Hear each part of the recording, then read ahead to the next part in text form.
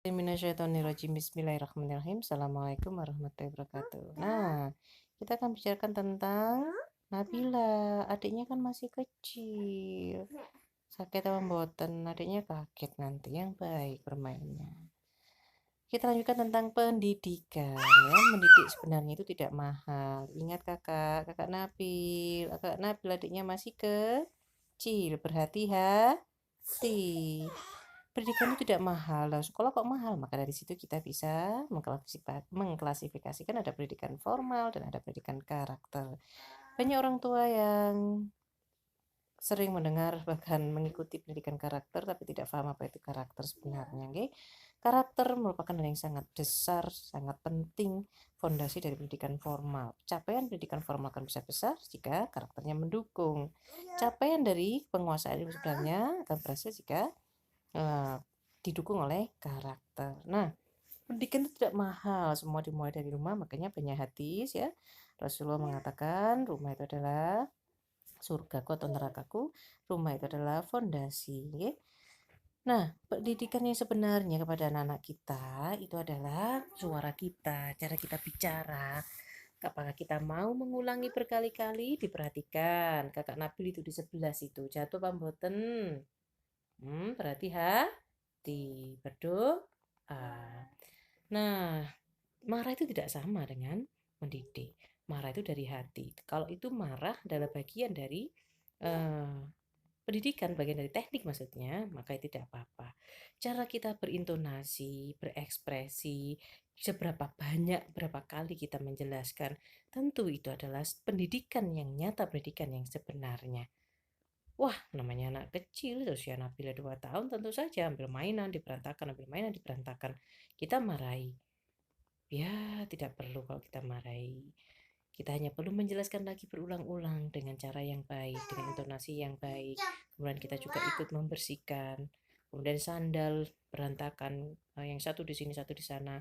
Kita bisa mengambil sampai kita memberitahu ke anak kita dengan suara dan intonasi yang baik dan kata yang baik. Pendidikan sebenarnya itu adalah apa yang anak-anak dengar. Satu paket ya, suara, kemudian pilihan kata kita, cara kita melakukan, nah itu semuanya. Permainan teknik pendidikan adalah tentang hal itu ya. Kalau toh kita memang marah, bungkuslah dalam bungkus yang baik yang namanya mendidik. Berarti kita perlu mengendalikan diri. Nah, faktor lain dari pendidikan yang sering kita dengar ada keteladanan. Nah, keteladanan itu tadi sebetulnya. Kita menegur anaknya, ayo dek, tapi kita diem tok sambil main HP. Ya tentu saja, seberapa itu bisa membangun.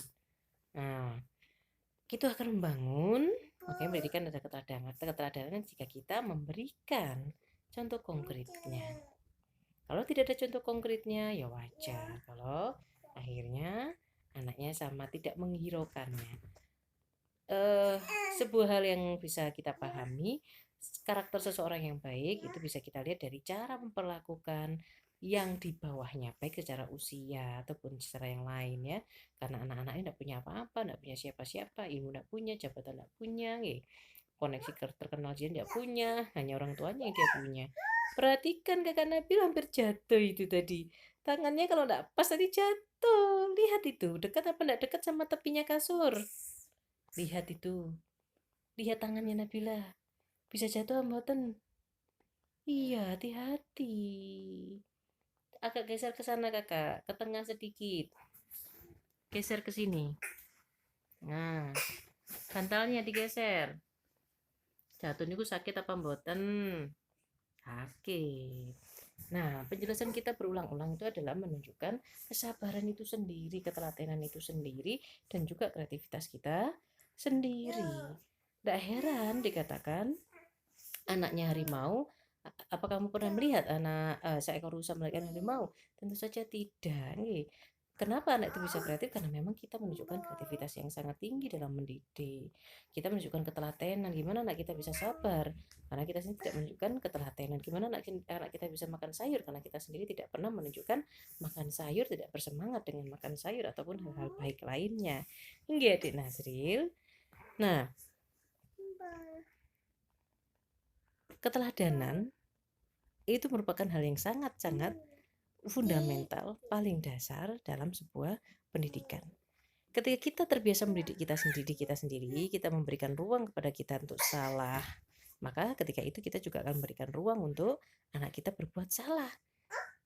Tapi kalau kita tidak pernah mendidik diri kita sendiri, kita tidak memahami bahwasanya mendidik itu ada dari tidak tahu menjadi tahu, dari tidak bisa menjadi bisa, dari cengeng menjadi tidak cengeng dan sebagainya, maka tentu akan sangat sulit membuat anak-anak kita menghadapi anak-anak kita.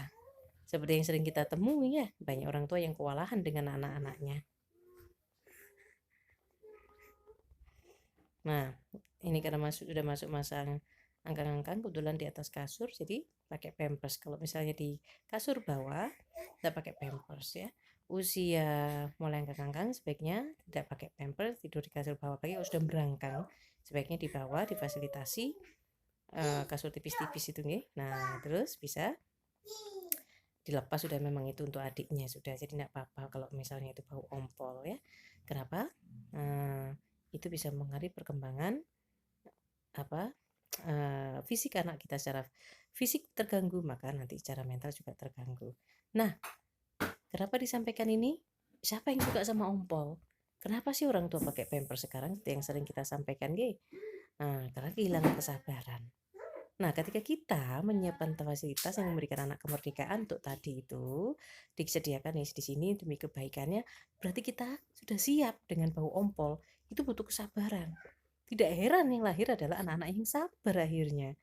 Nama lain dari sabar itu banyak. Sebetulnya memori itu juga bentuk dari kesabaran. Memori yang kuat itu adalah orang-orang yang sabar, yang mau mengingat. Kemudian konsentrasi juga namanya dari kesabaran. Pendidikan itu tidak mahal, keteladanan itu adalah pendidikan, dan isi dari keteladanan itu adalah suara kita, ekspresi kita. Penjelasan beribu kali. Dijelas non telek ngamek gitu kata orang Jawa ya. Dijelas non pakai bahasa kasarnya sudah jaran ratusan kali tidak diperhatikan. Memang itulah pendidikan. Dan pendidikan itu akan berhasil ketika kita memberi ruang pada diri kita sendiri untuk belajar, maka kita memberikan ruang kepada anak kita untuk belajar, maka kita akan memahami bahwa belajar adalah sebuah proses. Bagaimana kita orang tua punya kemampuan untuk memahami hal itu? Sangat mudah. Allah Maha Suci, kita tidak. Filosofinya banyak ya, kenapa kok kita diberikan kesempatan untuk buang air besar ya. Buang air besar itu tentu saja kotorannya bau dan tentunya juga tidak menyenangkan. Di situ juga bisa membantu kita untuk ingat bahwasanya kita ini tidak suci. Hal yang tidak suci, ya begitulah, kita pasti berbuat salah, pasti melakukan kesalahan. Sebagaimana hadisnya Rasulullah, yang paling baik adalah yang memperbaiki ya di nazil nggih. Nah, oke.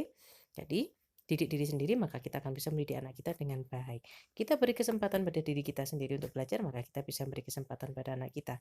Ketika kita memahami kita adalah proses, hasil dari sebuah proses, maka anak kita pun hasil sebuah proses.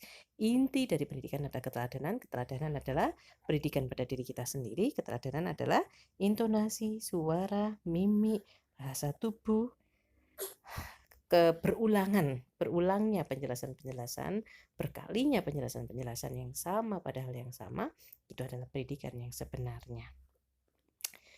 Kenapa dikatakan surga di telapak kaki ibu? Karena diantaranya seperti ini ya, mendidik itu luar biasa, butuh sangat banyak kesabaran. Hanya orang-orang sabar yang berhak masuk ke dalam surga. Allah subur bersama orang-orang sabar, maka kesabaran itu adalah hal yang sangat luar biasa untuk dilakukan. Dimohonkan menjadi baik. Terima kasih banyak. Assalamualaikum warahmatullahi wabarakatuh.